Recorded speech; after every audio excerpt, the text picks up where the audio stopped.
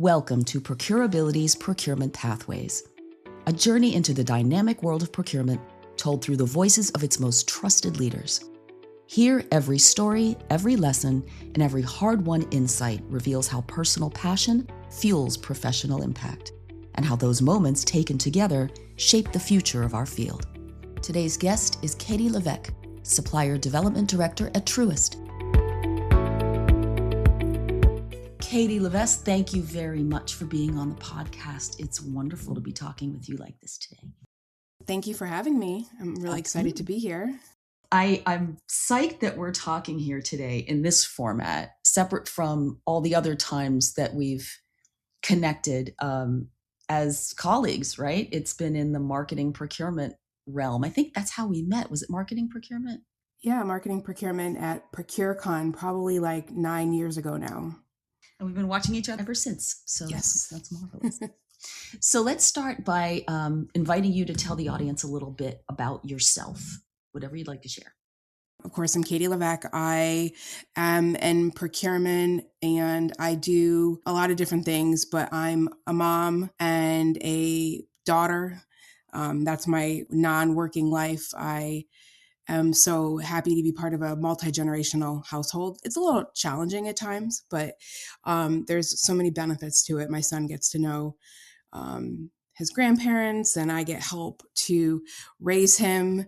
And that's really important nowadays. I feel like having your children grow up with different perspectives, even though they may not always be the right perspectives, but it's just really good to hear different perspectives and be raised differently.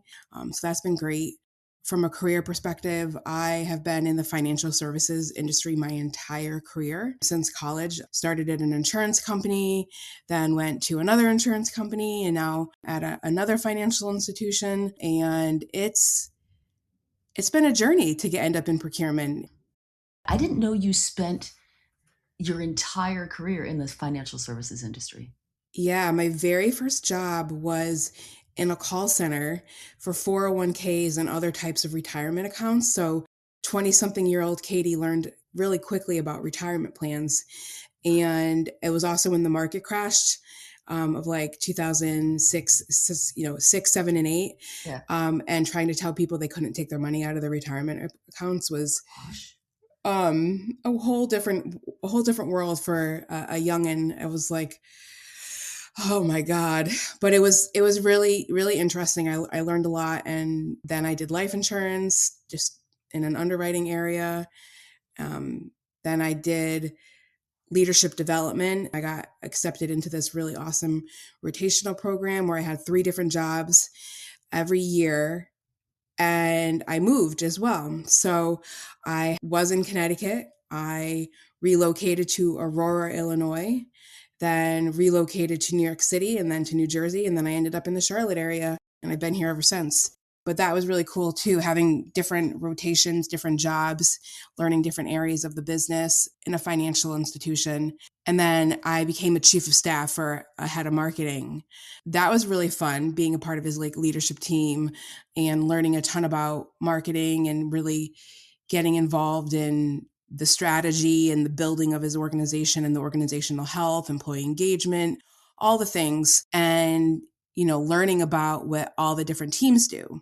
Even though I wasn't the one doing the marketing, I got to still learn, what, a campaign might do, the purpose of a campaign, what the email team did versus the digital team. It was great. At one point in time, the company I was with decided to split off our part of the business and become a whole nother company. And when that happened, I was tasked with figuring out all of our vendors.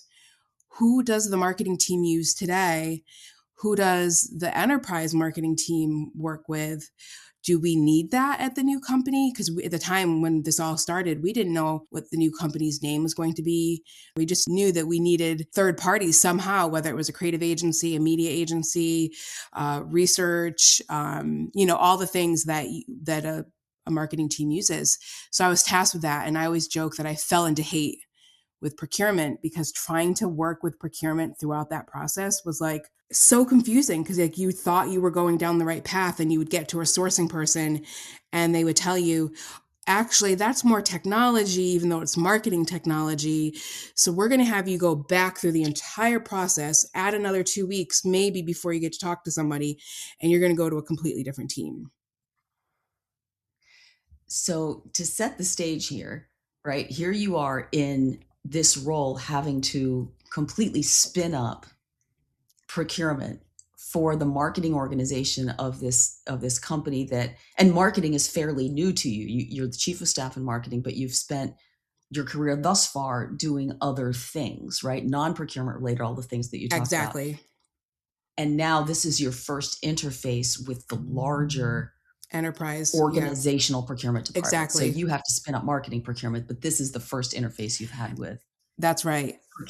big company procurement and procurement as an actual function. Right. You know? Well, we were still technically part of this larger organization that hadn't yet spun us off yet. So trying to get anything done while being part of this enterprise, nobody really wanted to help because it ultimately, we weren't going to be part of the, enterprise A. We were going to be enterprise B. We were going to be this other company that was somewhere else. So, and also at the time, there was a lot of unknowns. And so we didn't know exactly what we needed. We just knew we needed something day one, like the big stuff, right? The creative agency, the media agencies. Day two, maybe some additional research, all the things that you can think of, right? And it just was so challenging. It was so tricky, but it became almost like, all right, you're going to be hard to work with. I'm going to make this easy to work with. I'm going to try to figure this out. And it became like a challenge that I wanted to solve. And I kept thinking there's got to be a better way to do this. And at the time they didn't announce all the new roles of the new company, but there was another woman who was, I learned, that was going to be tasked with being the new chief procurement officer of this new company. And I didn't know her really well. I knew of her. She was wonderful, highly respected, very smart individual. And we had a meeting and she's like, how's it going? Because she knew I was the only, because of when you build a new company, marketing is like the first team that has to be involved in building a new company, right? Because you have to know how to brand it. You have to know what your name is. You have to be, it's almost even before product could really be involved, marketing had to be involved. So we were the first large team of this new company that were trying to figure out all of our vendors. And she's like, how's it going? And I'm like, honestly, not great. And I told her all the different things that were really frustrating and that there had to be a better way. And she's like, it's really funny that you're saying this because I'm experiencing the same things. There's got to be a better way.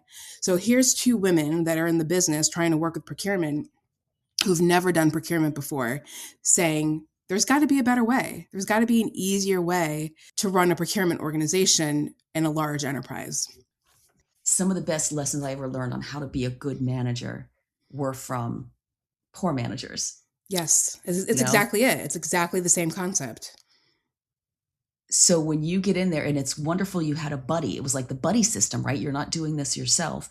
And your partner, what was her background? I believe that she was an accountant, CPA by trade, but she had done a lot of different strategy type roles. She was ultimately the chief of staff for the CEO or the new CEO of our new company.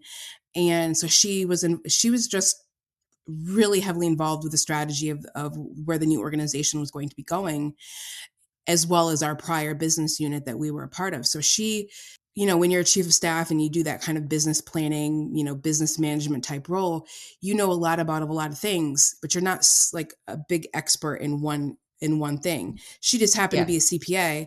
So she was financially numbers focused. So that was, that was really helpful for our financial part of what we were working on. But, operationally, she had been in all different areas of the company, kind of like me. Which is great because you're bringing your experience in these other areas to bear in what you're doing. And even if neither of you is an expert in marketing, at that point at least, you can bring together those talents to put together the program that makes sense, right? Mm-hmm. How did you start? What did you do? What did you do first? So once we had that conversation, she asked me basically if I wanted to, maybe we had 2 conversations where we kind of talked and brainstormed. I was ultimately asked to be her first hire for procurement at the new organization, and she wanted me to be responsible for all of marketing procurement. Because I already had the relationship with the leadership team within marketing, I understood what they were doing. And quite honestly, for the first few years, the largest, besides technology, the largest spend at the new company was going to be marketing. Media was expensive. Yeah. Obviously, creative is expensive. Getting your brand out there for brand recognition, brand awareness is not cheap. Right. So she wanted me to, help her build the organization, the new team, the new procurement team, but manage marketing. So basically category management for them. So we talked about how we would work with business units, and we decided we were going to have a white glove approach to Yeah. it. And if it didn't, regardless of what you were buying, if you were in the marketing organization, if you were trying to buy a technology, some sort of MarTech, professional services, whatever it is that you were going to buy, you were going to come to me. And if I had business partner kind of. exactly, if I had to pass it on to a teammate ultimately that we hired that did technology, I would do that. But most likely I would manage it. Just like if somebody else that managed, once we got the team up and running, was handling technology, if they needed something, their person handled it from a strategy perspective. Now, I can get more into the nuances of how the team was actually structured later on, where we had the lead, the strategy people, and then technically the buyers below that actually did some of like the project management and everything. But either way, it was a white glove, and it worked great. Instead of going down 2 weeks down the wrong path and you find out that you needed to talk to somebody else, how frustrating is that? You're going to lose the business, and the business is going to buy stuff outside of your process. You're going to lose the policy. You're going to lose people following the policy. 100%. And it sounds like the changes that you made were based on the experience that you had when you first worked with them, right? Right. Exactly. And for an example, we had an exception process. There was an exception process for consulting. You would need to get like 4 different senior leaders' signatures. And I asked the question, I said, has anyone ever not approved it through this process? What's the point of it? It had never been rejected. Oh, wow. So we said, why do we need this? So we removed a lot of layers of control throughout the process, but on it, we gave the business units a lot more responsibility to control things, with the promise that they would work with us from a strategic perspective. Include us as early as possible, and we'll make this as easy as possible for you. You want to make it hard? There's many levers that we can add back on to make it hard. But I think your point is so well taken. Number one, having worked in marketing for, a long time in marketing procurement, that ease of moving your day forward and getting your projects done, that's huge. There are short timelines, there are last minute things, there are pivot changes midstream, and to have acres and acres of bureaucracy that you have to go through as a marketer is painful. So anything that you did to change that, to make things easier, to take away some red tape, I'm sure was fantastic, right? And so you are demonstrating the partnership. That's exactly it, and it wasn't just the marketing team that got the benefit of it, but the marketing team certainly, I felt like, got the best of our team, because they're the ones that often have to move so quickly. Technology, when you want a new technology, there's a lot of stuff that has to happen before you can implement it. It's not just one team, it's the whole company basically that has to lift that. But with marketing, you can engage a vendor, and the next day that third party is running your campaigns in theory. So yeah. To your point, 100%. being able to move quickly and not have a delay because of, something that was happening within procurement is critical. Now, did we have delays? Yeah. Legal compliance, sometimes, but you have to protect the company, you have to protect. So you still have to go through that. But I would say overall, it really helped compared to where we came from. Yeah, I talked with a business partner in one of our previous podcasts, and we talked for a long time about some of the best practices in business partnering. So you're saying that that one-stop shop approach is a great avenue because you have one person that you're liaising with. It's not like the end stakeholder has to understand every permutation of the procurement program. It makes their job more straightforward. What are some other key must-haves in a business partner relationship from your perspective? I really think communication is so critical.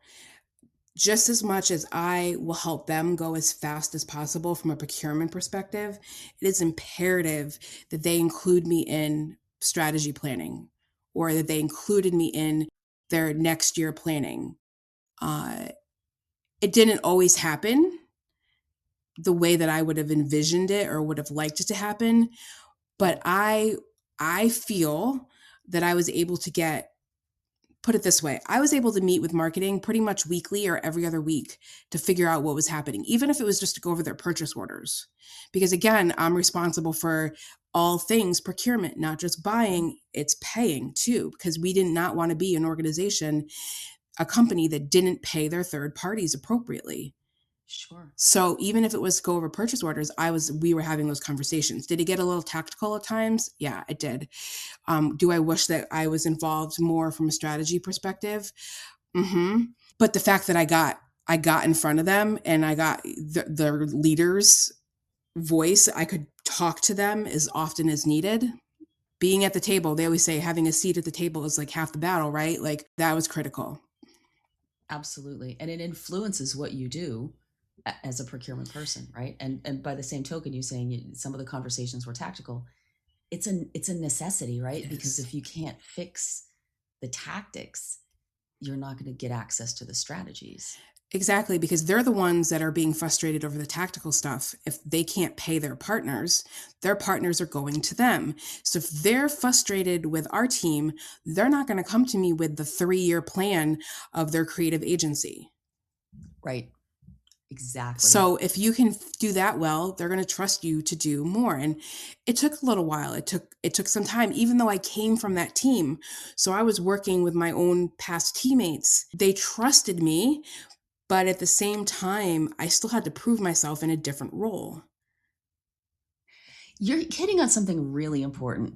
If people have negative experiences with procurement in one place, do you think it's hard for them to trust procurement in another place where the function is of a better quality?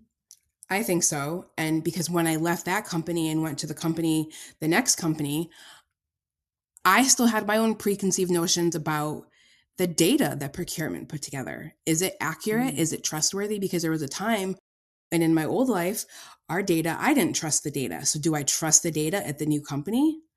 I don't know. So even me being in the procurement role and the procurement organization, I still have those preconceived notions. So I would totally imagine that somebody who doesn't sit in procurement have those notions and those opinions without having that experience working with them at that company. So moving on from this particular role, how did that experience influence your roles after that up to this point? I really enjoyed being a chief of staff, and I really liked a day where I was doing a little bit of this, a little bit of that. I had multiple projects, different topics. But at some point in time, I had been recommended to get good at something. And procurement became where I just found that I could do it. And I was interested in it, even though at some point I wasn't interested in it, but I became interested in it. And with this role, I was able to do category management. I was able to do procurement operations. I had a lot of different roles that I became well-rounded within procurement very quickly in a short period of time, that I feel like that set me up at some point in the future to be an additional successful procurement generalist. Got it. Okay. So, and this was, maybe in 2020, 2021, when the world was a little bit different than it is now. There was a lot of talk about diversity, inclusion, all that stuff became very hot. And my prior role decided to build a supplier diversity function. Mm. And I, at that point in time, did trust our data finally. I knew our vendor base, right?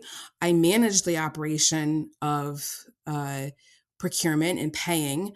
I had people underneath me. I had teams that onboarded the suppliers. I was in a great position to be able to lead the supplier diversity function and build it for our company. So that's what I did. And after a little bit of time doing that, we weren't going to grow it. The company didn't have enough spend there. We were still going to track it, but it wasn't in a spot where we were able to publicly say that we were going to grow it. We could sustain potentially what we had. But I really loved it. I really loved making a difference with women business owners, minority business owners, Oh veterans, yeah. disabled peoples, LGBTEs. I wanted to do it more. And I chose, I don't want to say I went backwards, but I definitely took a large sideways step and I took a role at Mm. another organization that focused on supplier diversity. And I got to learn more about all things supplier diversity. And it's been wonderful. It has been great. And learning about how you become certified. What are the struggles that some of these companies have? And seeing on the flip side, all the different corporations that do and do not support in the space.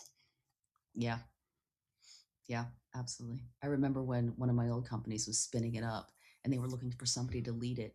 I think I raised my hand and then I stood on my chair and I raised my hand higher because I'm not that tall. And I just wanted to, please let me do this. And it's just, there's so much richness from enabling diverse suppliers to become part of the procurement process, and facilitating that, right? To mentoring. Gosh, in pharma, there was so much good mentoring. What's been your favorite part of that, if I may ask? Yeah, well, there's a lot of my favorite parts, but I would say one of the things that you don't realize is going to be so helpful is explaining the procurement process to the third party, the diverse supplier, Oh, because sometimes they don't even know what is involved in being part of an RFX, right? What is an RFI? What is an RFP? What is an RFX? right. Yeah. Like, oh, I signed up in your portal. I'm an approved supplier. Well, oh dear, you're in our portal, but that's not going to guarantee you work. I'm really sorry. And, like going over all like the process, like has been really rewarding seeing the light switch in their eyes. Like, oh, that's how Yeah. it works. And just really explaining at a high level supply chain and how it works. But when what's even better than that is when, after building relationships with them, they finally win business, whether it's with you or with another large corporation or any Mm-hmm. corporation. But when they finally win business and you see the defeated look wiped off their face, is amazing, especially when they beat it over, a large public company that, everybody may know. And here they are, a women business, a minority business, a veteran business, whatever it is, and they won this business. It makes you feel like a proud parent. Oh, that's wonderful. Talk about a job that makes you feel good, that makes you feel rewarded. That's been it. The last 4 years has been really all about feeling good, about helping other people. Because my days aren't so different each day. It's a lot of it's, just giving the same piece of information over and over again. But at the same time, when things are successful, it's all worth it because of that. Oh, I can imagine. If I step back and look at your pathway, it curves. This is what we talked about earlier. The winding path into procurement. So the pathway was completely outside procurement, and then you come in through marketing, like the side door, right into this space where it's all of a sudden greenfield, and you're building something without having been a procurement person for forever. And then you meander through traditional procurement into a space, a very bespoke space that is so rewarding and enriching. Yeah, that's exactly it. And what's been wonderful throughout the whole time is I've been able to keep my marketing relationships, because even now, marketing is still a category that I manage for, this function, even though we call it something different now, just because of the world that we're in. Diversity is not a word that people want to be caught saying. But I get to stay with marketing, and I get to continue doing that. And I have additional categories. I have a lot of categories actually as of this year. But marketing is still my favorite.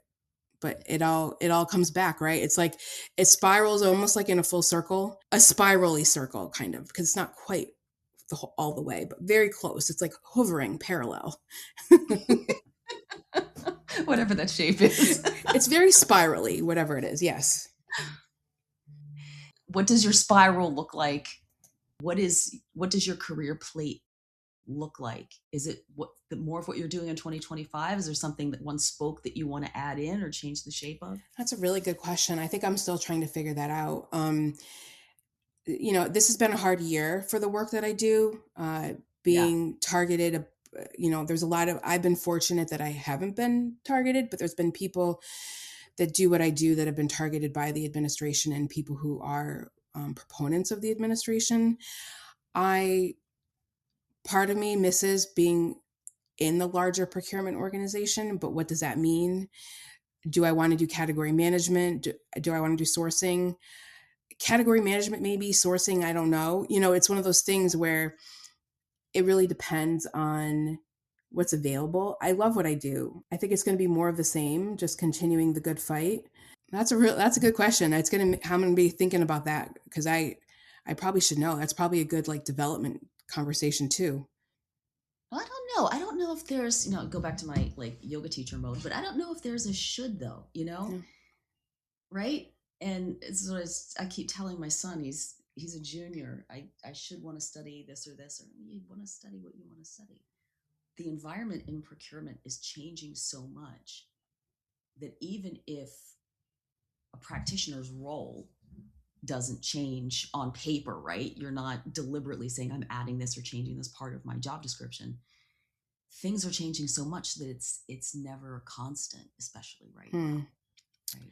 Well, that makes sense. And I think also from a career perspective, everything that I've ended up liking or getting really involved in as a next role, I never imagined. I'd be part of procurement. So I don't know. I really don't know. And there was another role, probably 15 years before that, where, somebody's like, hey, you should join this team because they do XYZ. And I'm like, that doesn't sound great at all. And I joined it, and it was probably one of my top 3 best teams that I was ever on, because I learned something new. The team was great, and we were really needed within the organization. And we were loved, and I did good at it. So I don't know. I don't always know. It could be some new role that hasn't even been created yet for procurement, or the business to work with procurement, or to work with third parties. I don't know yet. It's especially today, right? It's like that opportunistic marketing program, right? They call you yesterday and say, we have a brand new campaign we're doing, but it's got to be released 2 weeks from now. Yeah. So I just don't know. I think about it, and it's there's a lot of things that I would love to do, but I don't know. That's something I try to get more comfortable with, is just saying, I don't know. I don't know that answer. I'd love to know, and I will learn, and I will figure it out. But for today, I don't know. And that's fine. Part of the excitement.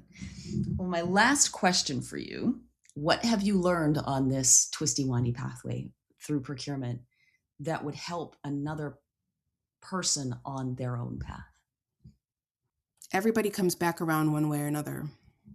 Everybody that you meet comes back. So that woman that I told you that was the new chief procurement officer, that was one of my most favorite bosses of all times, and I would jump in a heartbeat and, work for her ever again, because she was just amazing. She ended up becoming the chief marketing officer in her next role after that. So everybody comes around. like whoever you, and so she was my boss and then she was my client. So it all comes around. It is such a spirally journey. It all spins around. I love that. Thank you so much, Katie. It's been wonderful to talk to you. Thank you for your stories and your perspective. Yeah, absolutely. I loved giving my opinions and conversation and my journey, and maybe it'll help somebody on their journey someday. I know it will. For more than 30 years, Procurability has been the leading provider of procurement and supply chain services, delivering best-in-class advisory, managed services, digital, and talent solutions across industries. Global organizations trust us to transform their procurement operations, drive growth, and reimagine what's possible. To receive our latest thought leadership, subscribe to Procurability's Insights at procurability.com/insights.